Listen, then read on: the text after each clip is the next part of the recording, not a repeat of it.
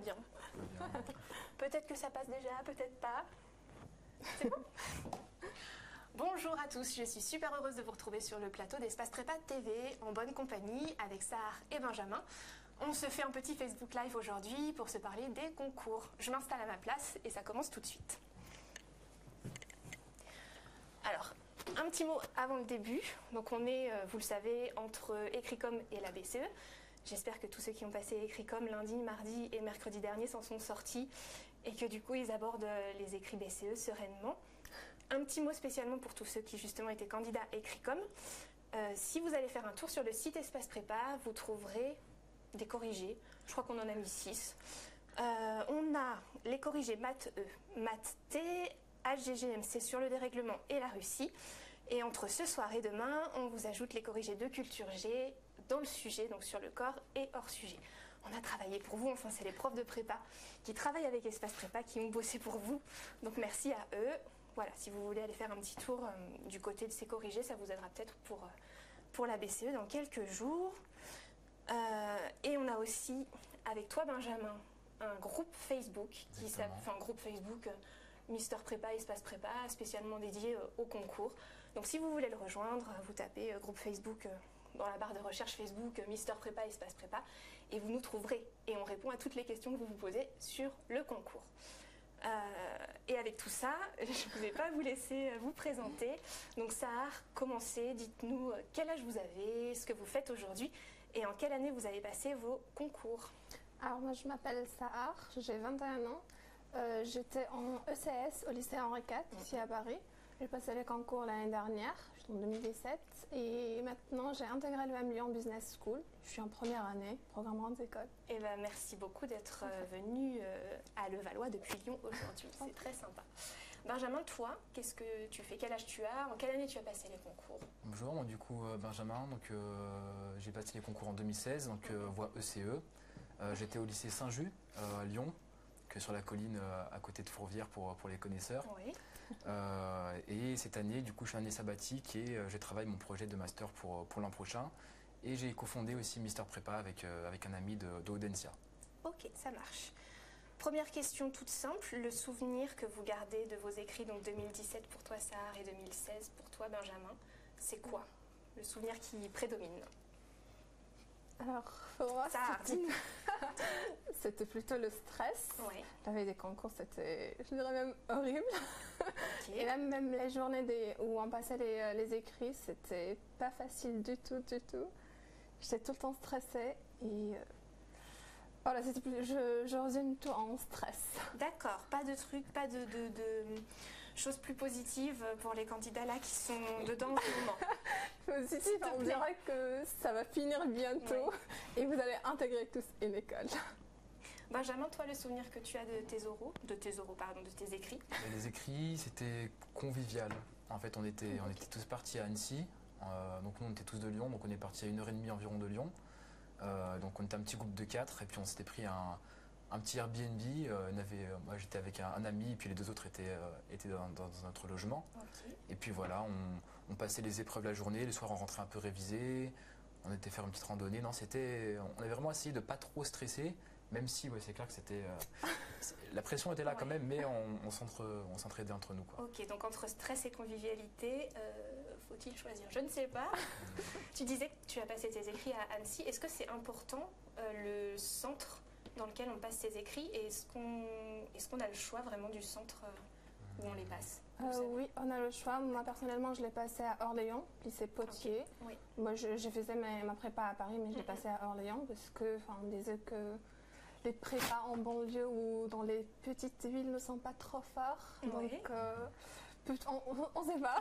C'est des on-dit ça. On dit, ouais, voilà. Mais après, on ne sait pas si les examens, les copies seront mélangées après ou pas. On ne sait pas du tout. Mais elles le sont totalement. Je t'interromps juste pour te dire que ceux qui pensent qu'il faut aller en Provence pour passer ses écrits, parce qu'on se retrouvera avec des candidats moins forts que les Parisiens, c'est pas vrai. Les copies, elles sont totalement brassées par paquet de vin. Côté BCE et Écricom, je crois, fonctionne un peu pareil, mais il n'y a pas de risque ou d'opportunité supplémentaire en partant de Paris vers la province. Voilà, mais on peut en profiter pour visiter un petit coin de province, ça peut être intéressant. En tout cas, on m'a conseillé de le faire Okay. et comme Benjamin l'a dit, j'étais en hôtel avec une copine et c'était bien, mais en même temps, j'étais stressée pour les concours. D'accord.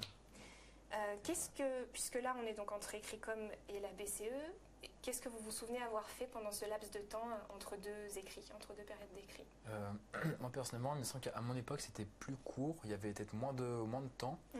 Donc moi je me rappelle, je révisais encore mes dernières fiches. En fait, comme je le dis très souvent sur le compte Mister Prépa sur Snapchat, un mois et demi avant le concours, j'avais fait vraiment des fiches de lecture de livres d'économie. Okay. Donc du coup pour résumer les grandes idées des livres, et puis voilà, je les relisais tranquillement, mais sans faire des annales de maths à l'appel 2-3 jours avant, quoi. Non, c'était vraiment des petites révisions tranquilles, et puis vraiment essayer de se préparer pour la BCE, quoi, vraiment. Ok. Toi, Sarah? Pour moi, j'ai pas passé Écricom du tout. Du coup, même avant Écricom, j'ai pas fini mes révisions. Ok. Du coup, il y avait des copines qui qui ont passé Écricom, mais moi j'étais toujours à la bibliothèque pour réviser. Et comme le disait Benjamin, je lisais mes fiches, je faisais des épreuves de maths. Ok. Est-ce que vous étiez en contact encore avec vos profs à mesure que les écrits s'approchent, ou est-ce que du coup, une fois que les cours sont terminés, vraiment on est tout seul face à ces dernières révisions? Alors dans mon lycée, j'étais en R4 comme je disais, mais après entre les écrits, personne ne passait généralement Écricom, mais on était toujours en contact avec nos profs. On passait encore d'écoles d'histoire, de philo, on se prépare pour les triptyques d'HEC, on passait d'écoles de maths. Et les profs étaient toujours là, même si je ne comprenais pas un truc. Prendre en photo, envoyer un mail au prof et il me répondrait. D'accord. Moi, c'est ça. Moi, de mémoire, vraiment, je ne me rappelle plus. Vraiment, c'était cette période de quelques jours, là, non. Probablement que les professeurs étaient là pour nous, évidemment, mais je ne sais plus s'il y avait eu des échanges concrets ou non. Non, par contre, après les écrits, c'est sûr que oui. Mais non, pendant les 3-4 jours, là... Plus de souvenirs du tout, le néant total. Ouais, d'accord. L'esprit fait un blackout. Okay. Ouais, voilà. Tu disais juste après les écrits, parce que du coup, on se rapproche de ses profs pour savoir si ce qu'on a composé est à peu près OK.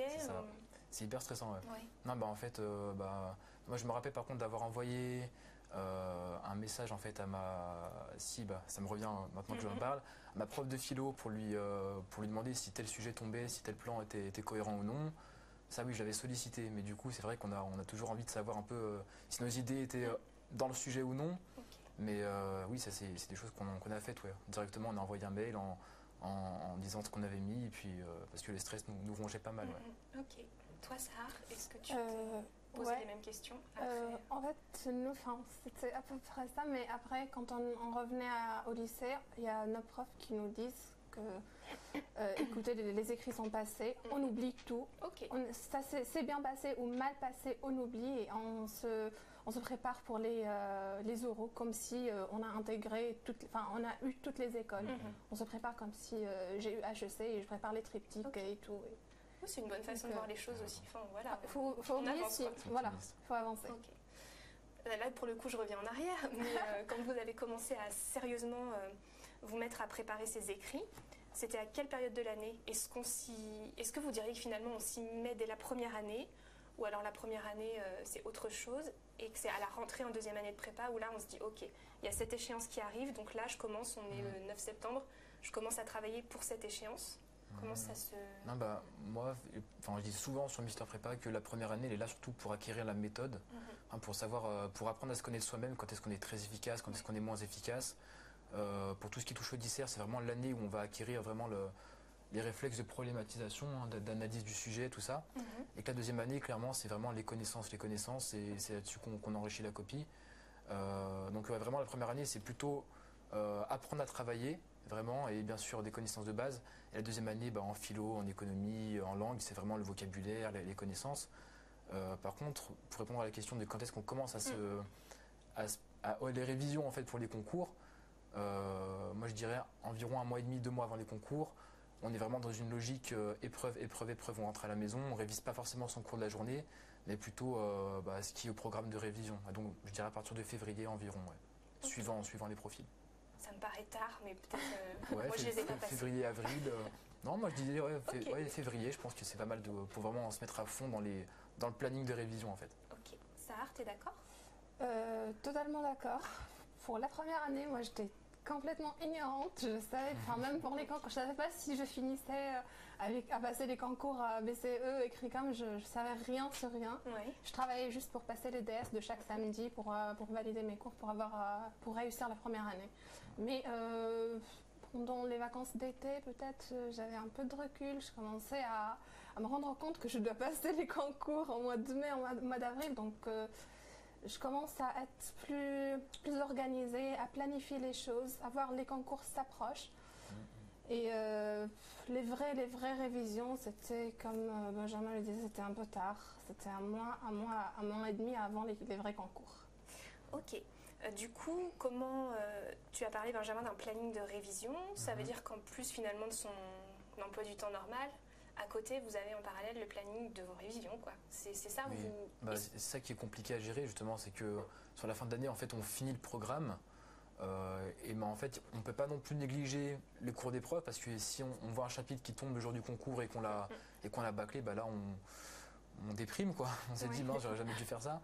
Donc en fait, ce qu'il faut faire, c'est vraiment finir le programme correctement, suivre les cours du prof, être à 100% dans le cours avec le prof, mais quand on rentre à la maison, à la limite relire son cours, mais très vite embrayer sur les révisions auparavant, parce qu'on n'oublie pas qu'on a quand même 2 années de connaissances à réviser, et que c'est un travail, quoi. Mais en étant organisé, il n'y a pas de souci, organisez-vous, hein, c'est important, vraiment, tout est là-dedans, quoi.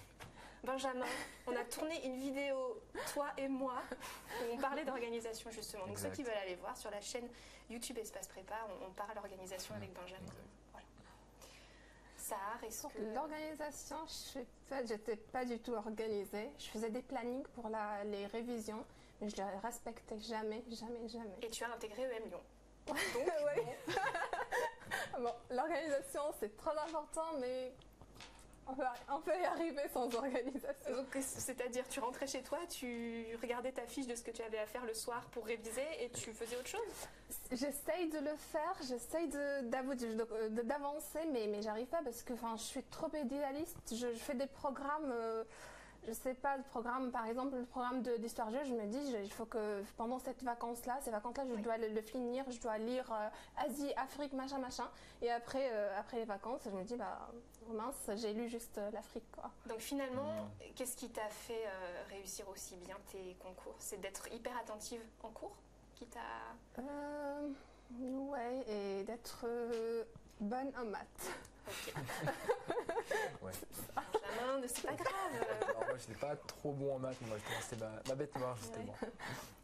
Ok, donc alors être bonne en maths et moins bon en maths, du coup, comment on s'organise, comment on révise une discipline dans laquelle on est bon et une discipline dans laquelle on est un peu moins bon? Est-ce que ça change fondamentalement un planning? Est-ce qu'on va peut-être aller piocher des ressources ailleurs quand on est moins bon? Je sais pas, Benjamin. Ça, c'est une très bonne question. Moi, je savais qu'en maths, par exemple, en fait, je les ai quasiment pas touché de la première année, donc c'est une erreur qui est fatale, faut surtout pas faire ça, vraiment. Donc en deuxième année, j'ai essayé de sauver les pots, quoi, mais je savais que j'aurais autour de 8-9, pas plus, quoi. Donc, ça allait être compliqué pour moi au niveau des maths. Par contre, je savais que toutes les autres matières qui étaient littéraires n'avaient pas de soucis, donc je me suis dit il faut faire une grosse perf à côté, et donc clairement, je révisais les maths pour limiter la casse, quoi. Mais pour le reste, je me disais il faut vraiment que, par contre, il faut pas viser le 10 ou le 11 à côté, quoi. Il faut vraiment viser le 15-16, et le jour J, il faudra prendre des risques. Donc clairement, si vous avez des points forts et vous faites confiance là-dessus, allez-y, quoi. Vraiment, apprenez des références qui font la différence, mettez une troisième partie qui vous fait monter dans les 15, 16, 17 et puis faites-vous plaisir, quoi. Mais ne négligez surtout pas les maths, c'est très important. Moi, c'était totalement l'inverse. J'étais bonne en maths, du coup, je négligeais les maths. Je faisais même pas mes fiches d'exo, les fiches du prof, je les fais pas. Je regarde juste avant le cours, vite fait ma fiche. Oui, je l'ai pas fait, mais ok, je peux le faire. D'accord, tu savais ton niveau en fait, tu voilà. savais ce que tu étais capable. Voilà pour les maths, donc c'était ok. Par contre, j'étais pas bonne pour les matières littéraires, histoire géo, philo, surtout pour moi c'était catastrophique. Du coup, je savais pas quoi faire, du coup, je consacre plus de temps pour la philo, pour l'histoire géo surtout. D'accord. Donc, et est-ce que tu es allé chercher, je sais pas, des ressources complémentaires, des manuels conseillés par ton prof, des ressources sur Internet en plus? Oui, on avait plein de bouquins au CDI de notre lycée et même au CDI de mon internat, chez l'anglais internat. Ok. Il y avait plein de bouquins de philo, du coup je les utilise tout le temps, même pour voir, il y a des sujets qui sont corrigés. J'apprends pas par cœur le sujet, mais quand même, j'ai vite fait le plan du sujet, voilà. Et pour l'histoire géo, c'était la même chose sur Internet. Et puis les sujets de mon prof et les sujets qui sont tombés pour la promo qui était avant moi, la promo qui était avant. C'est ça, oui, vous révisez beaucoup avec les annales? C'est bien de réviser avec les annales, vous pensez ou... En fait, c'est notre prof surtout en histoire géo, c'est notre prof qui nous conseille ça. Les anciens nous envoient tout le temps des sujets qui sont corrigés. Du coup, on a les plans de plusieurs sujets en histoire géo. Et même avant, avant les écrits, même avant de passer mon épreuve de l'histoire géo, j'étais là avec mon ordi, il y avait des sujets qui sont corrigés, j'avais les plans de tout le sujet, vite fait un petit coup d'œil sur les sujets, comme ça reste dans la tête. Ok. On a Hugo qui nous demande du coup, bon, on a déjà un peu répondu à la question, mais c'est pas grave, il y aura peut-être des compléments à donner, qui nous demande si on doit vraiment suivre à la lettre son planning de révision ou si parfois on peut faire finalement selon ses envies de révision. D'où justement, très bonne question, d'où justement l'objectif de faire un planning hyper ambitieux. Parce qu'en fait, on sait très bien d'avance que le planning, on va jamais le respecter à 100%. Hein. Donc ça, c'est une évidence. Donc il vaut mieux faire, admettons, 70% de quelque chose qui est très très élevé que 70% de quelque chose qui est très faible. Donc du coup, ce qu'il faut, c'est vraiment... Tu es fort oui, en maths, Benjamin. C'est des calculs assez basiques, mais bon, c'est logique. Je pense que j'espère qu'en deuxième année de prépa, vous savez réfléchir comme ça quand même, qu'il vaut mieux faire un planning très ambitieux, quitte à pas le respecter à 100%, plutôt que de faire un planning bidon en sachant très bien que vous ne le respecterez pas. Donc vraiment, faites un planning ambitieux. Et accordez-vous aussi, voilà, bien évidemment, des périodes de repos, des périodes de sport, de cinéma, de sortie, bref, ce que vous voulez. Mais c'est important, évidemment, de se forcer en fait à se mettre à coup de pied au derrière. Quoi. Si c'est pas maintenant, ça sera jamais, ça c'est sûr et certain. Ou alors, ça sera l'an prochain quand vous aurez cubé. On va éviter. Mais je vous poserai la question sur les cubes, tiens, tout à l'heure, je note parce que ça m'intéresse. Benjamin, tu parlais de s'accorder du temps aussi pour soi. Comment ça se passe? Est-ce qu'on le fait rentrer aussi ce temps pour soi dans son planning? Et quand on s'approche du premier jour des écrits, est-ce que du coup on aurait raison de continuer à prendre du temps pour soi? Ou au contraire, est-ce qu'il faut cravacher complètement jusqu'à la veille des écrits? C'est clair ma question? Pas tout compris. C'est pas grave, la phrase est hyper longue. Oui, c'est vrai. Mais du coup, est-ce que... En fait, là, on est à 7 jours des premiers écrits BCE. Est-ce que du coup, on peut se dire, je vais m'accorder plus de temps pour moi qu'avant? Ou est-ce qu'il me reste 7 jours, j'y vais à fond complètement dans les révisions? Vous, qu'est-ce que vous avez fait déjà? Et est-ce que vous diriez que c'était la bonne méthode? Alors, pour moi, j'avais pas trop de temps de repos. Parce que je me suis dit, en tout cas, je n'arriverai jamais à lire ou à apprendre mon cours d'histoire géo par cœur et de finir de tout lire, en tout cas mes fiches et le cours du prof. Du coup, je me suis dit, il faut travailler toute la journée, même si je mettrais une demi-heure de pause. Je sais que ça sert à rien, je ne vais pas me reposer pendant une demi-heure. Mais en même temps, voilà, il faut que j'ai du souffle, il faut que je continue à faire ça. Et même avant les écrits, je me rappelle que la veille de la première épreuve de maths, je faisais un sujet de maths de l'EM Lyon, justement. Okay. Ça rigole pas. Parce que j'arrivais pas à me dire, ok, je me repose, mais après je me dis, j'ai pas tout fait. Je comprends. Finalement, tu continues à gamberger et tu te dis... Enfin, j'ai du temps encore, les 2 heures, il faut que je profite. Ok. Non, mais c'est... Pourquoi pas? Moi, je dis pourquoi pas, mais... Enfin, moi, je résume plutôt, du coup... Elle a parlé des maths plutôt en termes de matière littéraire, de connaissances à proprement parler. C'est plus le moment en fait où on va apprendre son cours. En fait, pour moi, les derniers jours, c'était le moment où j'ai révisé plutôt, voilà, comme je disais, des références qui font la différence en fait. Simplement, c'est le moment où on va relire une fiche d'un livre et on va se demander en fait comment je peux le placer sur tel ou tel sujet. Voilà, c'est vraiment le moment où en fait on rentre un petit peu, un peu dans les détails, quoi, mais sans réviser son cours de A à Z, sinon on ne s'en sort plus, puisqu'on va commencer par construire la mondialisation, on va enchaîner sur les politiques fiscales, on va faire le financement de l'économie, et au final, en fait, on va refaire tout le programme, quoi. Donc non, il faut vraiment réviser des petites références qu'on met dans la boîte à outils. Ouais, ça, c'est important. Une autre question sur les maths. Comment peut-on travailler les maths? Vas-y.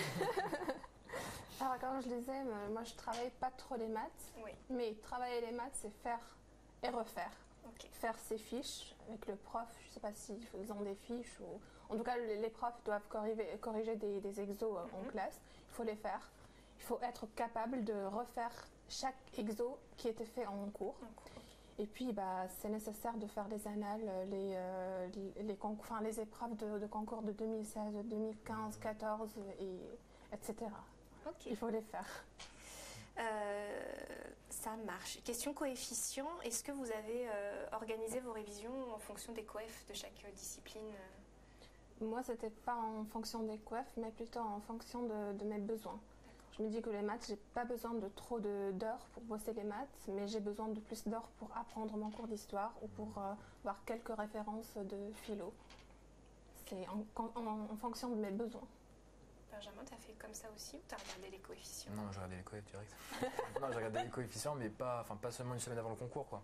Dès le début de la deuxième année, en fait, c'est pour ça que je dis que la première année, c'est important. On apprend à se connaître, on sait quels sont nos points forts, nos points faibles, et donc on sait très bien, en fait, sur quelle matière on va miser ou non. Donc moi, arrivé en début de deuxième année, je me suis dit, en maths, comme je dis tout à l'heure, c'est pas trop mon fort, donc je vois que j'ai des facilités dans telle et telle matière, je vais mettre le paquet là-dessus. Et c'est vraiment pendant plusieurs mois qu'on va raisonner en termes de coefficients. C'est pas seulement plusieurs jours avant, au final.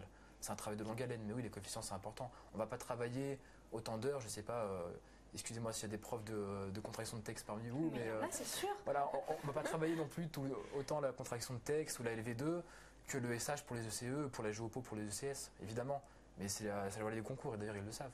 Mais c'est comme ça qu'on fait. Je reviens sur la situation des écrits en eux-mêmes. Comment vous avez abordé en fait le fait de vous retrouver dans une grande salle avec plein de camarades ou concurrents? Qu'est-ce que ça vous a fait, peut-être même physiquement, de vous retrouver au milieu d'autres candidats que vous ne connaissiez pas? Est-ce que ça rajoute un coup de stress? Est-ce qu'on se dit, bon, maintenant c'est là que je dois tout donner? Est-ce que finalement on se dit, bon, on est tous dans la même galère? Alors pour moi, je me rappelle qu'il y avait une grande salle et il y avait des élèves qui viennent de partout. En fait, j'ai rencontré des élèves qui viennent de Paris. Je me suis dit, moi j'étais à Paris. C'est un peu bas. Voilà, des élèves de Paris. Et en plus, j'étais stressée quand je voyais plutôt des élèves avec des pulls avec des citations. Je suis cube, je vais machin. On a cubé pour ça. Ou vous allez... J'étais en mode, mais je suis tombée avec des cubes. C'est qu'il faut arriver aux écrits avec son... Non, pas obligé. Polo. Non, mais tout le monde le fait, mais... Non, mais même moi, on m'a dit que peut-être on mettra notre pull d'Henri IV pour dire, voilà, on est d'Henri IV. Voilà, les autres, voilà. Mais c'est stressant. Ok. Ouais, c'est vrai. Non, c'est vrai qu'il y en a beaucoup qui portent leur pull de promo. Nous, on était à Annecy, donc on avait toute la petite clique du lycée Berthollet, il me semble, ou Berthelot, je sais plus, excusez-moi, c'est le nom d'Annecy. Berthelot, merci. Donc du coup, voilà, ils avaient tous leur pull de promo. Mais non, nous, en fait, on était plutôt, je sais pas, en pyjama, limite, on était très, très décontractés. On n'était pas du tout l'équipe Saint-Just à Annecy, quoi. Par contre, il y avait beaucoup de gens, effectivement, d'Annecy, une grande salle. Mais par contre, tout ce qui les personnels qui travaillaient pour donner les copies, etc., ils étaient très gentils, ils nous mettaient en confiance, quoi. Ils n'étaient pas là à nous mettre des coups de stress, ni quoi que ce soit. Du coup, vous étiez là longtemps avant le début de chaque épreuve? Sur les lieux, ou ça sert à rien? Vous aviez une petite routine ou pas, jour après jour? Ah oui. Ouais. En fait, pour le premier jour, j'étais à l'avance, même avant demi-heure à l'avance et tout ça, j'attendais, mais après je me rends compte que ça sert à rien, même si j'arrive à 5 minutes avant, ça va passer, quoi. Oui. Non, c'est ça, ouais. Non, une petite routine, hein. Et calculez bien le temps que vous mettez par contre du domicile au lieu d'épreuve. Voilà, le top c'est d'y aller à pied, parce que nous on est allé à pied, et puis comme ça on était sûr que voilà, on a confiance en nos jambes, mais tout ce qui est transport en commun, voiture, etc., on n'est jamais à l'abri d'une catastrophe. Donc anticipez ce genre de choses pour vous mettre à l'abri de tout stress, quoi. J'ai pas regardé les dates des grèves, mais... surtout ça, ouais.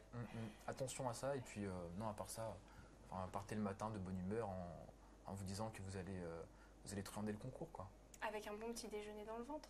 Évidemment. Ouais. Si on arrive à manger. Oui, on arrive à manger quand même. Et d'ailleurs, vous aviez pris avec vous bouteille d'eau, petit snack, et on a le droit de faire ça? T'as le droit, ouais. Je me demande même si on n'a pas qui viennent que pour ça au final. Hein. Il y en a, ils ont vraiment un gros goûter quand même sur la table. Non, ça par contre, des fois, ça peut être déstabilisant, les petits bruits de... Je sais pas si tu avais, moi je sais qu'il y en avait. David, il mangeait beaucoup et au final, ouais, c'est vrai Moi, que... je les mettrais, mais j'arrivais jamais à manger pendant l'épreuve. Ouais, ça va. Parce que ça va perdre du temps et j'arrive pas. Voilà. C'est que 4 heures. Est-ce qu'on peut se passer de manger pendant 4 heures? Je ne sais pas. Moi, non, mais bon. attention. Quel conseil pour la culture G première année? Qu'est-ce qui se passe en culture G première année? La première année, généralement, on ne connaît pas le thème. Oui. Donc le prof, il essaye de faire des cours généralistes, d'aborder Kant, Platon, machin, des trucs de base. Et, Mais c'est important quand même. c'est important parce qu'après, n'importe le thème, n'importe lequel, tu peux les recaser, tu peux te servir de ce que tu as fait en première année. Mais en tout cas, il faut comprendre ces bases-là, Kant, Platon, Descartes, parce que moi, personnellement, je n'étais pas trop forte en philo, mais j'essaye tout le temps de recaser Platon, Descartes. Enfin, pour moi, c'est la base. De recaser partout. Bonne base. Ok.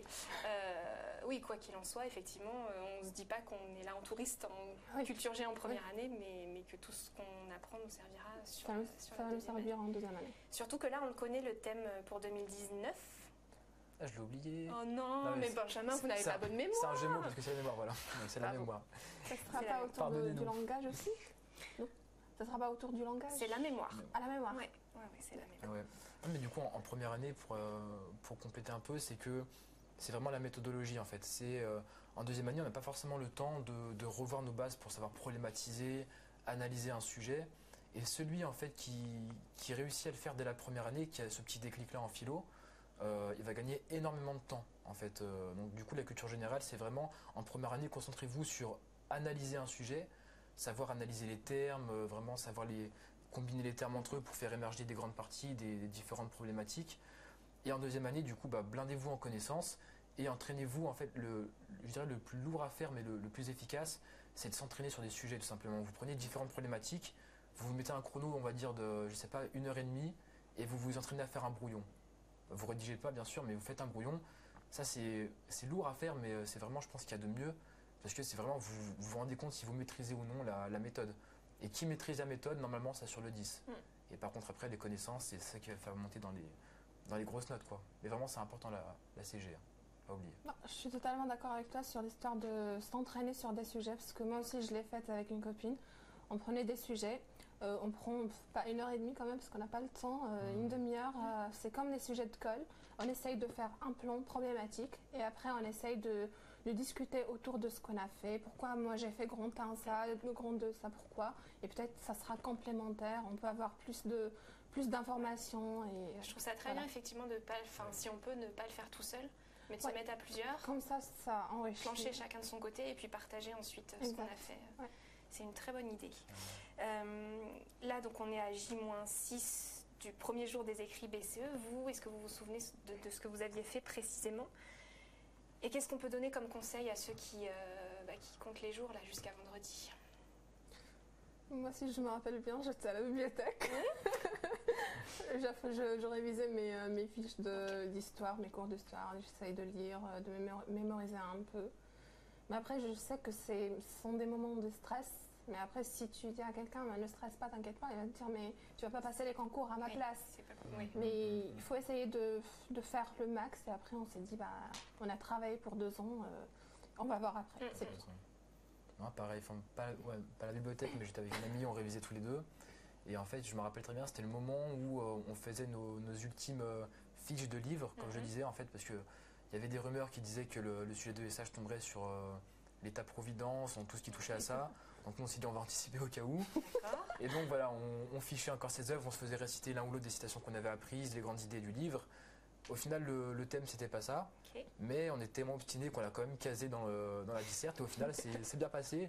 Tout ça pour dire que les derniers jours, non, c'est du travail, on va dire, un peu plus ludique. Voilà, un peu plus ludique. Enfin, en tout cas, moi, c'est comme ça que je le conçois. On se fait plaisir en révisant, quoi. Et vraiment en allant chercher des références originales. Oui, puisque de toute façon, c'est pas maintenant qu'on va apprendre ce qu'on doit connaître. Non, c'est un peu tard. Hein. Ok. Vous parliez tout à l'heure de QB. Est-ce que dans un coin de votre tête, ou même pas dans un coin de votre tête, avant de commencer les concours, vous aviez une liste d'écoles à atteindre et vous vous êtes dit, bon ok, si j'ai pas celle-là, je cube? Est-ce que l'idée de cuber, elle est quelque part dans la tête du candidat avant le concours, ou alors on n'y pense pas du tout et on se dit je me poserai quand je connaîtrai mes résultats, quoi, et j'y réfléchirai après. Ça dépend des gens et des prépas en fait. Moi, je suis dans la prépa où je venais, on n'était pas du tout. Ils n'avaient pas une logique en fait de QB. C'est-à-dire que si on n'avait pas l'école qu'on voulait, bah, ils nous disaient bah, pas grave, intègre quand même, c'est sympa comme école. Ils nous essayaient de nous persuader d'y aller. Et ceux qui ont voulu QB plutôt, ils le faisaient souvent ailleurs. Donc non, nous, il n'y avait pas trop cette logique-là, mais je sais que dans d'autres prépas, ouais, les élèves, quand ils y rentrent, souvent ils se disent on y rentre pour 3 ans. Ouais. Il y en a beaucoup. Donc, toi, je ne sais pas comment c'était, Henri. Pour moi, j'ai commencé à penser pour QB, avant les révisions. Je me suis dit, de toute façon, j'arriverai jamais avant les concours de finir tout ce boulot-là. Ouais. Du coup, bah, il y a une possibilité de QB. Je vais QB en tout cas si j'aurai pas les 3 ou 4 premières écoles. Après avoir passé les écrits, je savais pas, j'étais plus optimiste. En tout cas, nos profs, ils nous disent, vous QB pas, vous allez tous intégrer. Donc, vous inquiétez pas, vous allez tous intégrer. Par contre, j'ai pensé à QB après les résultats d'admissibilité, parce que j'étais admise jusqu'à l'UM Lyon. Du coup, je pensais à QB et pas passer les oraux. J'étais déprimée et tout, mais il y avait mon prof de maths qui m'a conseillé d'aller quand même aux oraux et de voir que l'UM Lyon, quand même, c'est une bonne école. Et voilà, finalement, ça allait. Comment on se sent quand on pose le stylo, quand la dernière épreuve se termine? Est-ce que vous vous êtes senti libéré? Soulagement. Oui. Ouais. C'était vraiment les meilleurs moments. Ok. Ouais, c'est clair. Non, c'est clair, c'est beaucoup de stress qui part. Et on se dit, c'est pas encore fini. En fait. Là, c'est le piège, justement, c'est le fait de se dire, je suis en vacances. Non, parce qu'il reste quand même les euros. Mais c'est pas le même type de travail du tout. Donc souvent, ce qu'on fait, c'est qu'on part souvent une semaine en vacances après les écrits. Ouais, c'est un soulagement, quoi. Vous verrez, vous allez bientôt goûter à ça, c'est un délice. Pour vous aussi, Sahar, c'était pour toi aussi? Oui, pour notre lycée aussi. On avait une semaine de vacances, disons. Okay. Je me rappelle qu'il y avait la moitié de ma classe qui partait vraiment en vacances, soleil, la mer, machin. Et il y avait une autre moitié qui était en mode je prendrais 3 jours ou 4 jours de vacances et après je vais bosser pour les euros. Mais après cette semaine, on avait vraiment des plannings pour la préparation des euros avec nos profs. Ok, d'accord. Moi, j'ai plus de questions. Je ne sais pas si vous voulez rajouter des choses, si on a oublié de donner des conseils, si on peut dire autre chose aux candidats pour les booster. Non, simplement de ne pas non plus faire une montagne, quoi. C'est des concours, vous avez votre niveau. Et c'est vrai que souvent, ce qui se passe, c'est qu'en fait, on a souvent une bonne surprise au concours. Si le sujet vous inspire et parce qu'en fait on a un nombre de pages qui est limité, ils me disent essayez de ne pas dépasser 8 ou 9 pages. Si vous êtes inspiré et que vous voyez que vous dépassez et que vous le sentez bien, continuez, c'est pas grave. Moi je sais que sur 2 ou 3 épreuves j'avais largement dépassé les 8 pages et j'ai beaucoup stressé après. Je me suis dit mais c'est un coup je vais être pénalisé, mais au final pas du tout, au contraire. Si vraiment le sujet vous parle, n'hésitez pas en fait à y aller, à montrer au correcteur que vous maîtrisez le sujet. Et hormis ça, juste profitez bien de cette période parce qu'avec du recul, c'est inoubliable, quoi. Avec du recul, vous aurez des souvenirs, votre bande de potes, elle va être formée et soudée comme jamais. Et voilà, prenez du bon temps dans les concours, c'est pas facile, mais une fois que vous serez dans l'école, vraiment, ça va être que du plaisir, quoi. Vous avez d'ailleurs toujours contact avec vos potes de prépa ou plus? Oui. Ça reste quelque chose... Ça reste... les personnes qui étaient proches, les vrais amis, ça reste, mais les autres, pas vraiment. Bon, chacun vit sa vie après les concours. Ouais, ok. Je fais une petite dédicace à mon groupe de 4 d'ailleurs, pendant que je suis. Vas-y, Benjamin. Non, c'est pas facile parce qu'en fait, 4-5, excusez-moi, 5 même, parce qu'en fait, chacun part un peu de son côté au final. Il y en a qui on part dans différentes villes de France. Et quand on est en M1, là c'est encore pire parce que du coup, il y a les voyages. Donc nous, à l'heure actuelle, là, il y en a un. Il fait un stage à Paris, l'autre il est parti faire un road trip au Chili, l'autre il est parti, il est sur Grenoble, donc moi je suis sur Lyon. Donc vraiment on est tous éparpillés, mais c'est vrai que c'est important quand même d'essayer de se retrouver un peu de temps en temps et de repasser du bon temps ensemble, quoi. Donc il faut préserver vos liens malgré les distances qui vont se créer, quoi. C'est important. Ok, grand merci à tous les deux. Moi, je vous quitte en vous disant encore 2 mots, juste pour vous guider sur le compte Snapchat de Mister Prépa, où vous continuez à donner des conseils, toujours importants avant de commencer les écrits BCE. Si vous voulez aller consulter les corrigés Écricom, ça se passe sur le site d'Espace Prépa. Vous pouvez vous abonner aussi à notre page Facebook, notre compte Twitter, notre compte Instagram, et aller voir ce qui se passe sur YouTube aussi. Espace Prépa. On vous met plein de choses. Merci beaucoup à tous les deux et puis à très bientôt. À bientôt. Merci.